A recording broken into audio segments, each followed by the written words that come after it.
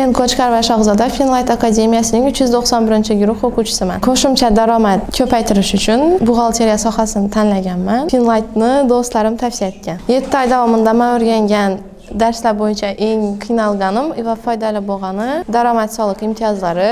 Chunki imtiyozlari ko'p bo'lgan, yodimda qolishi qiyinroq bo'lgan shuning uchun. Kursga kelishdan oldin buxgalteriya sohasini oson deb o'ylaganman. Hech narsani bilmaganman, tushunchaga ega bo'lmaganman. Buxgalteriya sohasi bo'yicha faqat kur otchotlarni yuvaradi deb o'ylaganman. Lekin buxgalteriya keng ekan, ichida ko'p narsalar bor, o'rganilishi kerak bo'lgan va shularni o'rganib, ishim tajribam davomida o'rganib kelaturman ko'p narsalarni. Buxgalteriya kasbi haqida boshqalarga maslahat o'qishni tavsiya etaman. Daromadli kasb. O'rganib ketgandan keyin qiynalmaydi. Boshida men ham qiynalganman. O'rganib yetolmayman deb o'ylaganman. Lekin 7 oydan keyin fikrim o'zgargan. Ishlab boshlaganimdan keyin qiynalmaganman. Qiynalsam ham o'qituvchilarim yordam bergan. Buxgalteriya ham yerda kerakli kasb deb o'ylayman. Har bir sohada baribir buxgalter kerak. Buxgalter kerakmaydigan sohani o'zi yo'q. Keng tarmoqli kasblardan biri buxgalteriya. Buxgalteriya o'rganishimda qarshilik bo'lgan akam tarafidan. Baribir qatnag'anman. Lekin hozir hammaning fikri ijobiy, ishlab o'rnashib ketganimdan keyin hech kim qarshilik etmagan. Shu vaqtida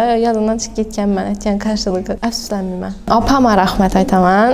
Men har doim qo'llab-quvvatlab podдержка etgani uchun. Keyin ustozimga, Zebinso ustozimga bergan bilimlari uchun отдельный rahmat aytaman. Bugunacha bitirib ketganim 6 oy bo'lgan bo'lsa, даже bugunacha bizani podдержка etadilar. Bilmagan narsalarimiz, tushunmaydigan narsalarimiz bo'lsa, bemalol telefon urib so'rasak, hamma vaqt kechda bo'lsam yordam beradi, qo'limdan kelincha yordam beradi.